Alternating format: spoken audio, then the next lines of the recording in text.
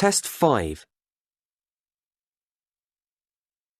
You will hear a number of different recordings, and you will have to answer questions on what you hear. There will be time for you to read the instructions and questions, and you will have a chance to check your work. All the recordings will be played once only.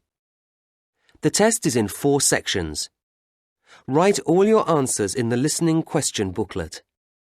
At the end of the test, you will be given 10 minutes to transfer your answers to an answer sheet. Now turn to Section 1.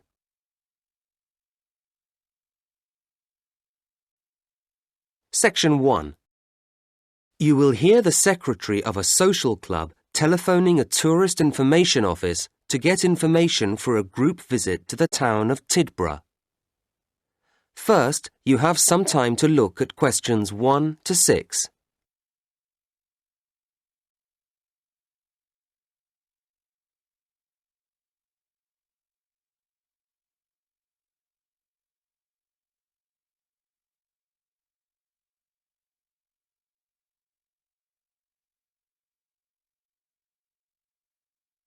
You should answer the questions as you listen, because you will not hear the recording a second time.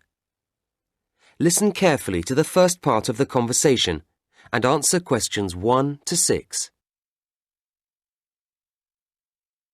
Hello, this is Tidborough Tourist Office, Derek speaking. How can I help you? Good afternoon. My name's Clara Swift. I'm the secretary of a social club, and we're planning a visit to Tidborough. Oh, yes. So I'd like to ask you some questions, if I may, to help with our plans. Of course. We're here to help. Now, we're thinking of staying in the youth hostel, as we'll be a group and it's quite cheap. Yes, and comfortable too. But could you tell me how far outside the centre it is? Oh, it's not too bad. It's only 1 kilometre from the station, which is very convenient, and 2 kilometres from the very centre of town. There's a frequent bus service. That doesn't sound too bad. Actually, I've tried phoning them but had no reply. You can check out everything you need to know if you go to www.cheapstay.com. That's their own site. It's quite new. And you could email them with your requirements directly from it. Well, that sounds good, thank you. We'll be staying in the 3rd week of March. Will there be any special events going on then? Yes, that includes the 22nd, doesn't it? Good. That's when the street festival is held. It's great fun. Lots going on. It's held every year. OK. And when that's finished, if you've any energy left, you and your group might enjoy a concert we're putting on. Is it classical music or rock? Well, quite a mixture, actually. The point is that it's all performed by local musicians, and between them, they'll be playing most things. It sounds a little strange, but I guess it could be interesting. It seems we've chosen a good week to come. Is there anything else on? Oh, yes, indeed. The City Museum, which was recently completely restored, often has interesting exhibitions. There are some weird and wonderful modern paintings at the moment. That's a good exhibition. Then, opening on March the 24th, when you'll be here, it changes to natural history. I'd recommend it. Oh, I've made a note of that. Now, some of our group are quite young, and they may prefer to do things that they feel are more active than walking around museums and so on. What will they be able to do? Throughout March, in fact, the sports centre is going to be closed. But the swimming pool will remain open, and there's the park for general relaxation. That sounds all right. Right? Before you hear the rest of the conversation, you have some time to look at questions 7 to 10.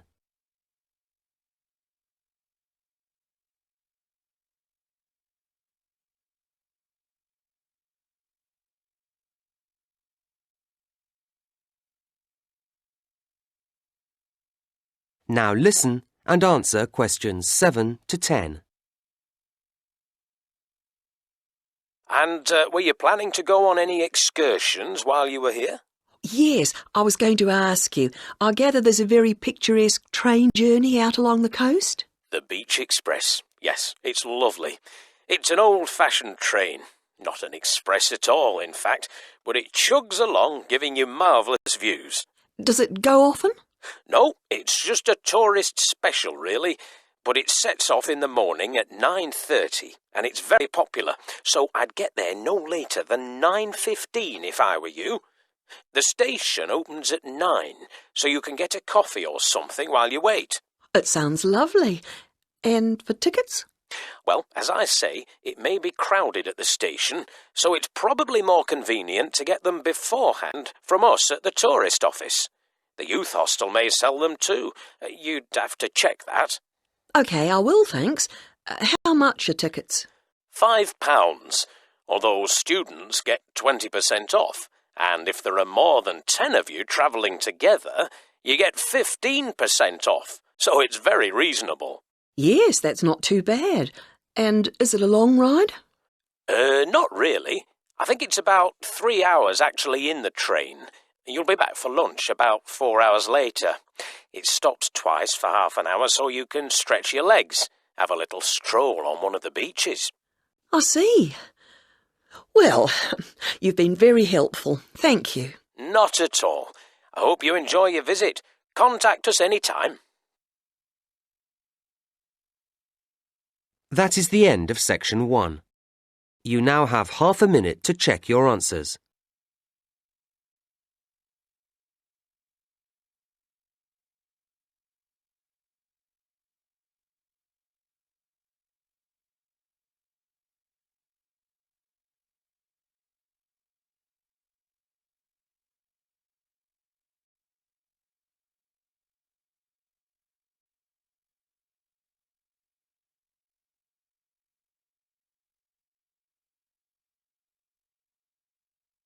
Now turn to section 2.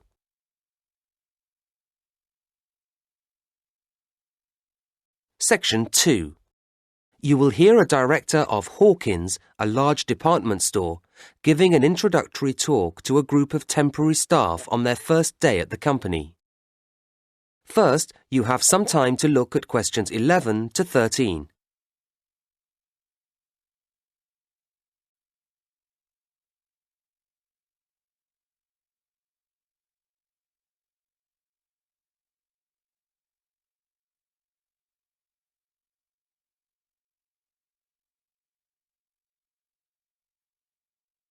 Now listen to the first part of the talk and answer questions 11 to 13. Hello everybody and welcome to Hawkins.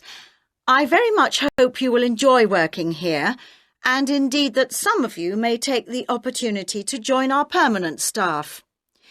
Now, my purpose this morning is to give you a short overview of Hawkins and a few pointers about working here. Then I'll hand over to Celia, Head of Human Resources, to begin the training proper. Right, now we've seen quite a mixed history in sales recently at Hawkins. 5 years ago, we saw the beginning of a success period as sales climbed at an exciting rate, but then they went flat again for a few years, although we're delighted that they've recovered in the last year to rise again, so the future looks bright. As a company, we have to watch and be proactive about where these sales are coming from. All of you here will be allocated to different departments, but you may be interested to know where your area stands in relationship to others. Hawkins was traditionally basically a clothing retailer, and clothes remain an important part of our business, but over recent years we've seen that reduce as food and electrical have both grown, leaving us equally balanced on all fronts at the present time. This is a situation we'd be pleased to maintain, although the general increase in food spending is predicted to affect all major players in our sector. Well, that's us. What about you, as temporary staff? Where do you fit in? Any business that operates in a changing climate must rely heavily on contributions from a flexible proportion of its staff, and Hawkins is no exception. Last year, we recruited temporary staff into every department, and this year we've done that again, actually increasing the numbers, and we expect to take on an even higher proportion next year. So you'll be playing an important part in our success. Before you hear the next part of the talk, you have some time to look at questions 14 to 19.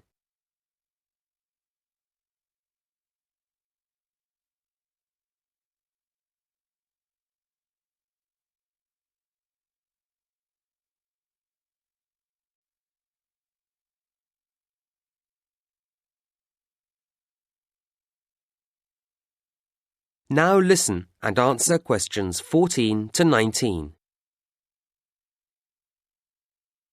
We regard the Hawkins approach to the retail business as something special. Our mission statement, the guiding idea behind everything we do, is based on quality and is phrased creating value for customers. And this belief applies to every customer and every purchase, however large or small.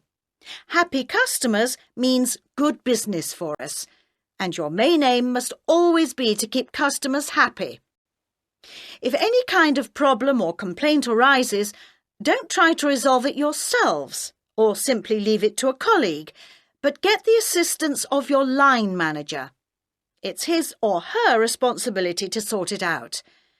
A properly resolved problem will mean we get a loyal customer for life, and that's why we need to make sure that everyone who shops here feels they have had a positive experience, not just a routine transaction. We like to remind customers that everything we sell in Hawkins is high quality. It's the basis of our advertisements. But keep customers informed. Let them know about special offer products. To keep yourself up to date about these and all the other aspects of the company, please look carefully through the newsletter that we publish each month. And something else you'll need to do regularly is to talk with your section supervisor, and you do this in your progress meetings, which will be every Thursday. OK? Before you hear the rest of the talk, you have some time to look at question 20.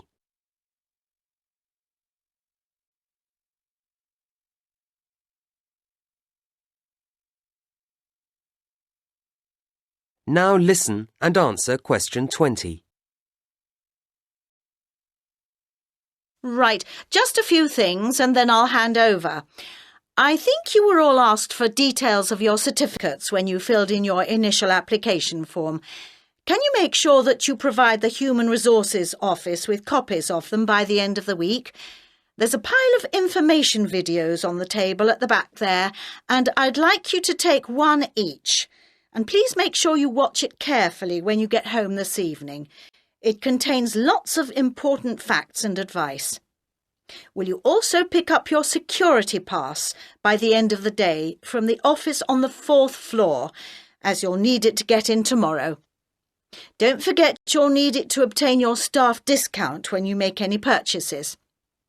OK, that really is it from me, so now, Celia, if you'd like to take over. That is the end of section 2. You now have half a minute to check your answers.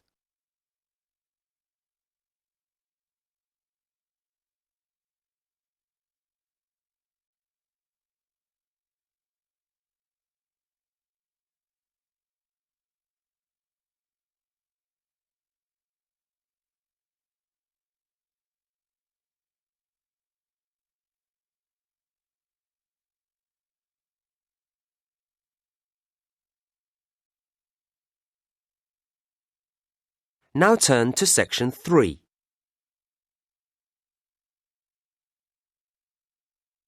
Section 3. You will hear two students, Brian and Emily, talking about penguins, the subject of their current assignment. First, you have some time to look at questions 21 to 24.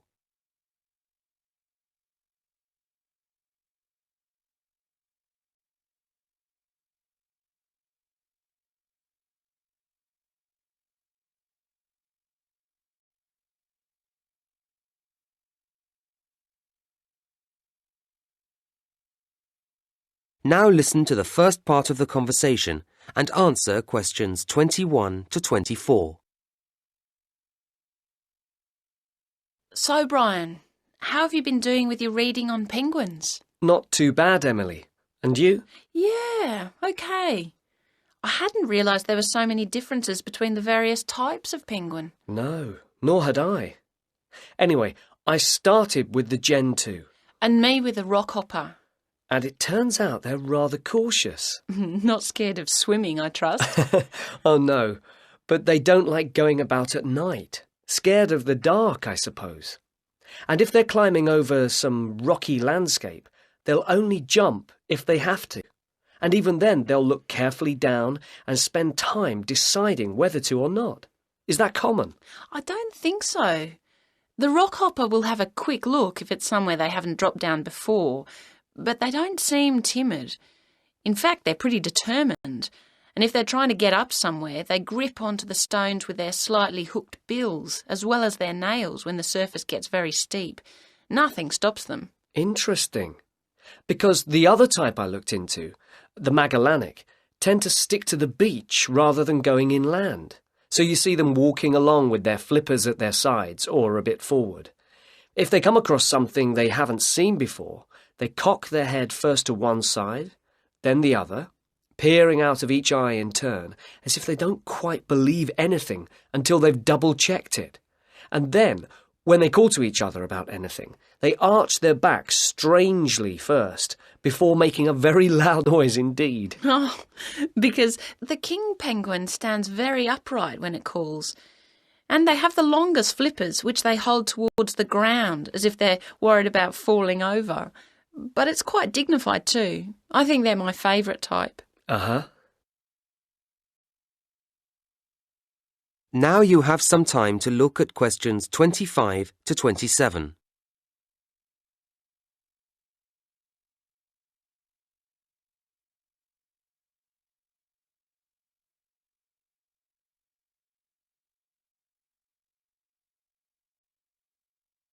Now listen to the next part of the conversation and answer questions 25 to 27.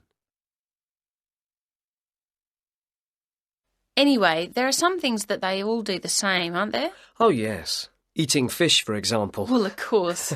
But sleeping, say? Yes. Occasionally you might see one stretched out flat in the sun for a snooze. But normally you see them standing at night, even though they're sound asleep. It seems odd, doesn't it? And then they're all liable to get aggressive if they feel invaded, aren't they? Yeah, not quite so sweet then. And with the rockhopper... The one with the distinctive black and yellow feathers on its head. That's the one. If it gets annoyed about something, then the black feathers on the head point upwards and the yellow feathers stick out. It all makes it look bigger or tougher. I wonder how often they get annoyed. Well, I don't know about annoyed, but they've plenty to get frightened of. They've got predators in the water and on land, well, in the sky anyway. Oh, yes. The great skewer bird. It's after the eggs. So the penguins have to keep a careful watch for the skewer all the time, especially when they're nesting. They can spot the white patches in its wings, can't they, as one flies over? Yes, and then they sit very closely on the eggs to protect them. Not an easy life, really. No. Now you have some time to look at questions 28 to 30.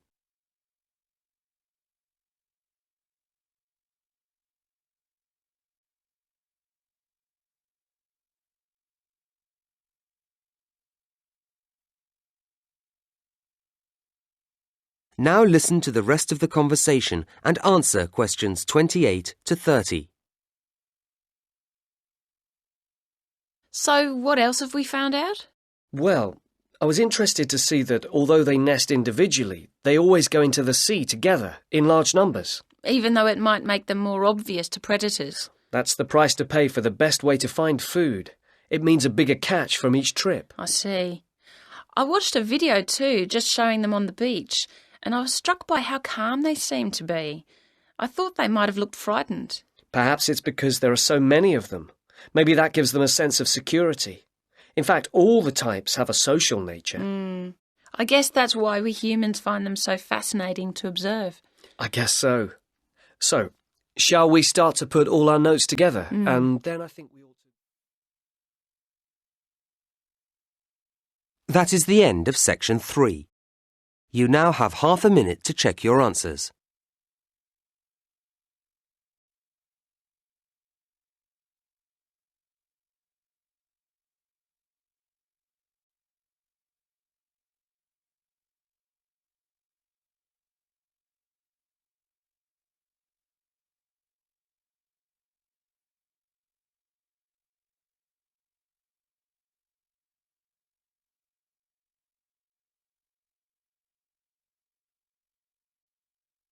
Now turn to section 4.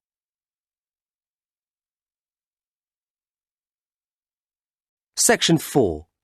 You will hear part of a lecture about issues involved in the management of the growth of cities. First, you have some time to look at questions 31 to 40.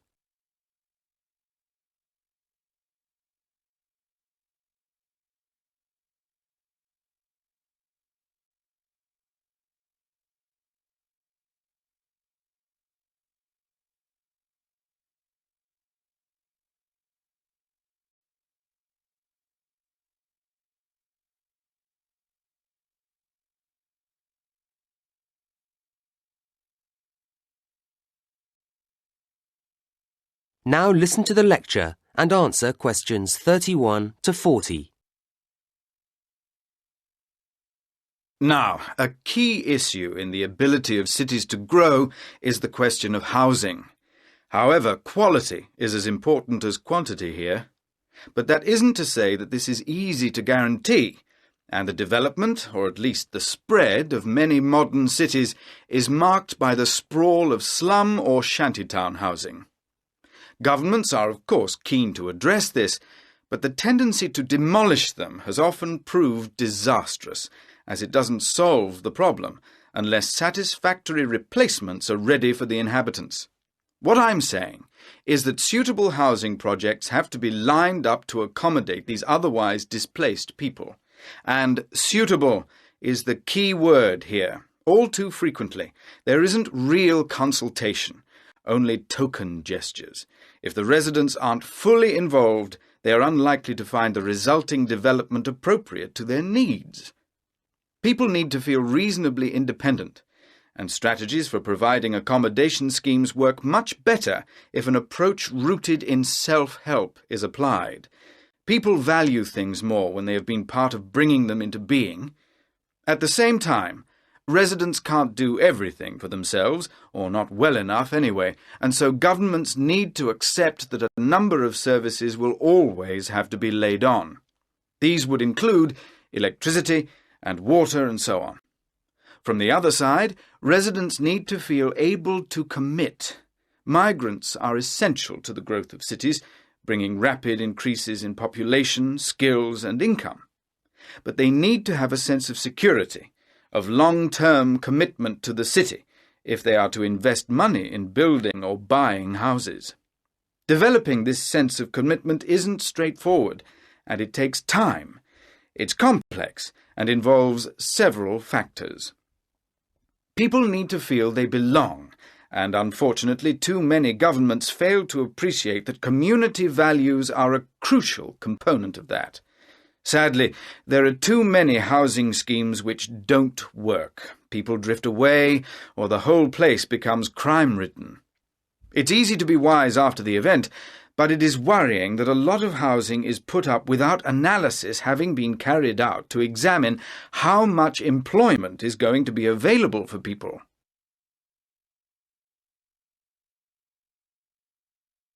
But I don't want to labour the negatives too hard.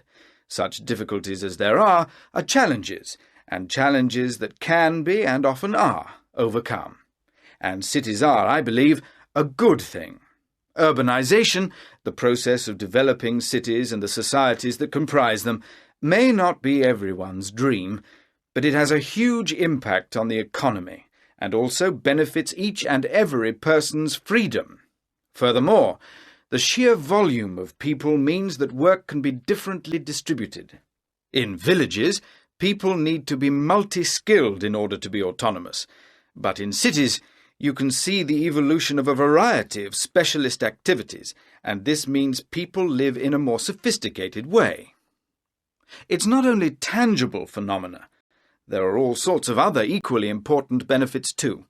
Residing in cities brings us face to face with many different ways of thinking or going about things, and this increases our degree of understanding, something which is hard to measure in scientific terms, but which surely makes better people of us all.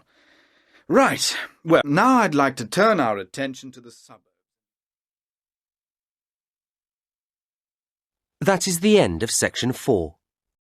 You now have half a minute to check your answers.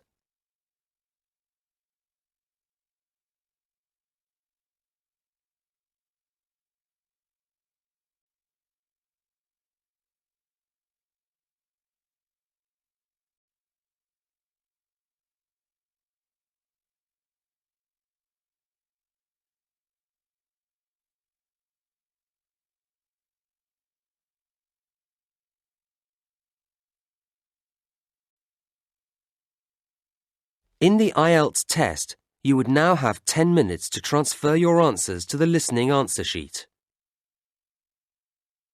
That is the end of Test 5.